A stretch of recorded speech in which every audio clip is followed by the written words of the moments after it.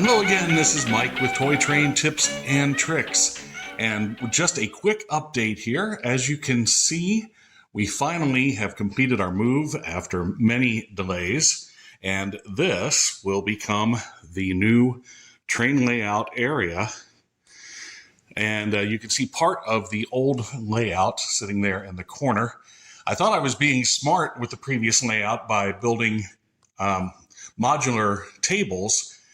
But what I found was when I got them here to the new house, most of those panels were too big to make the narrow door and 90-degree curve at the top of the basement of the new house. So the majority of the old layout had to be disassembled, and it is still up in the garage ready to be brought down. So it will save me some time in putting together a new layout, but not as much as I had hoped. While I am eager to get the trains running, this is an opportunity to take care of some business before I reassemble the layout that will be more difficult to do later, such as preparing the walls by painting them a nice backdrop color and improving the lighting over the one lone light bulb in this area. And what a difference a coat of paint makes. This is one coat of Blue Burst. That's a Valspar color from Lowe's.